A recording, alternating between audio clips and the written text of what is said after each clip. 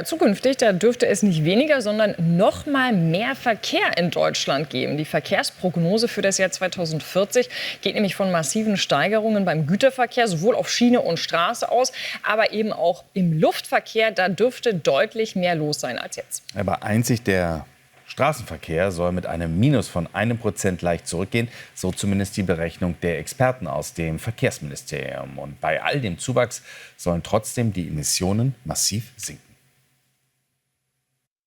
Flugtaxis. Sie gelten als Verkehrstrend der Zukunft. Eine vielversprechende Idee, um zum Beispiel den Stadtverkehr zu entlasten.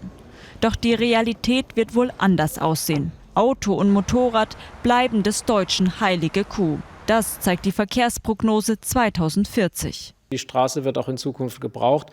Deswegen ist es richtig, dass wir nicht nur sanieren und erhalten, sondern dass wir auch Engpässe schließen und auch dort, wo wir Bedarf haben, auch neue Straßen bauen. Wir wollen ja nicht, dass wir ein Land im Stau und ein deindustrialisiertes Land werden. Deswegen müssen wir solche Prognosen haben, um treffsicher planen zu können.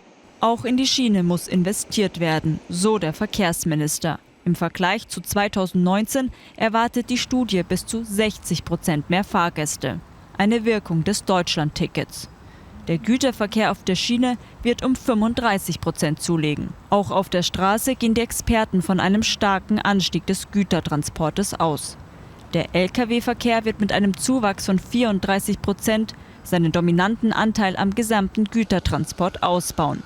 Kleinere Pakete werden deutlich zunehmen infolge des Onlinehandels. Trotz mehr Verkehr, er wird klimaschonender, so die Studienmacher. Im Vergleich zu 1990 sollen die CO2-Emissionen bis 2040 um 77% sinken. Doch Prognosen alleine reichen nicht aus, sagt der Automobilbranchenexperte Ferdinand Dudenhöfer. Was fehlt, ist der genaue Plan und das Geld für die Infrastruktur. Einfach zu sagen, wir machen eine Prognose und sind dann glücklich, weil es geht in diese Richtung, ist nur die halbe Wahrheit. Wir brauchen Fakten, die unterbauen und untermauern, dass diese Ziele und diese Prognosen, die man macht, nicht Luftnummern sind, sondern wirklich dann umgesetzt werden können. Auf Basis der Verkehrsprognose will die Bundesregierung nun überprüfen, inwiefern die Pläne für künftige Investitionen in die Infrastruktur angepasst werden müssen.